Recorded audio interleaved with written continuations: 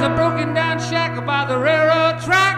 A little bitty baby sing on back. Hello folks. It appears I've cleaned the shit out of my bench. Getting to the point where there's like not much left to clean. So anyway, I was cleaning my bench and I was thinking I bought some pins here for the Wilton vise, which I now have been replaced with 1/4 inch cap screws. I was planning on pinning the vise, but I then decided I don't know what the hell I'm doing, so I'm just gonna put, what do you call it, screws in it. Plus the fact that I really don't know what the hell I'm doing when it comes to tapping screws, but I mean I do know now. I got practice. I probably did all of like 10, probably tapped all of like 10 screws in my life, and 4 of them were on a Wilton vise. I think the other ones were on something else. But anyway, giving the bench a good old-fashioned cleaning. I got so much fucking small hardware here. And then I put the containers on the floor so I don't like knock them off the bench. But here's the thing. When you leave containers on the floor, they tend to just get kicked over. So I'm like, I can't win. I really can't win. I got wires everywhere and recording equipment. It's like, I feel like I become NBC News here. All kinds of recording. Oh, there's mine. See? Like, what do you call it? Phone chargers, so I can charge phones. This one's a 10-footer. Rags, because you never know when you need rags. And I was using, what the hell was it? A while ago? I was using, what the hell is that chemical called again? Why can't I? Acetone, that's what it was. I was making sure there was no stuff floating around on my, what do you call it? No oil and stuff, because I oiled up the bottom of the bolts on that thing. So I had to leave the rags outside. I'm always worried rags are going to catch on fire spontaneously, because they do catch on fire spontaneously. It's amazing how many people do not know that rags will just poof, catch fire. And I got a piece of, I have a lot of little pieces of metal and stuff that just, I'm using for stuff, but not right now. So like I'll cut a piece as I'm bored and doing something, and then next thing you know, what the hell's this? It looks like it's for something. I don't know. Bolts. That's good. That's garbage. Keep the wrench. We won't throw the wrench out. That's trash. It goes over there. It's funny, I cleaned the bench, right? I put everything that was in my way. Cop car.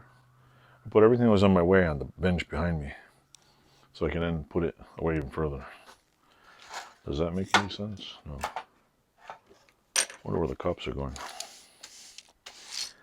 I hear trains, I hear airplanes, I hear helicopters back here, but rarely ever do I hear police cars. So, makes me wonder. Lots of dust. I fixed the Barbie car in here this week. Fixed that bench. I should take the camera. This is, Arcode is probably the cleanest you'll ever see this bench. I should probably move the thing backwards a little. Bolts. Some more bolts. See, because I put the bolts on the other side because the bin where I have bolts is on the other side of the bench.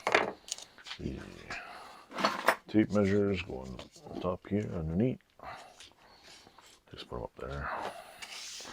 And so far, Arco, you drilled your whole entire bench. I still want to drill holes in there. I don't need as many holes for, like, you know, car fabrication, but I always need a few clamps in the middle here. So anyway, this is probably one of the cleanest benches I've had in a long time.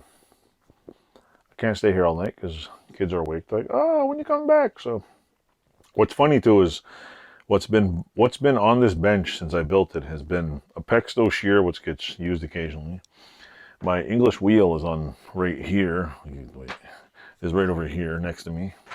Over here next to me there's a Pexto shear. On this side is the vise, which is on the wrong frickin' side because I usually use this side more. But on this side more the vise would get away because I'm always using like longer stuff. So I don't know. Let me pop it up here a little so you can see me. So yeah, I cleaned this bench and I put it all on that bench. But actually it gets it out of the way so I can sort it, clean all the dirt out. I'm gonna put the vices in the vice pile, put the tools back where they go, put all the screwdrivers over there, the wrenches and stuff in there. All the screws and bits go in the drawers back there, and you know, it's what it is, what it is. So thanks for watching, and go check out my new merch. I'm selling t-shirts. Kind of weird.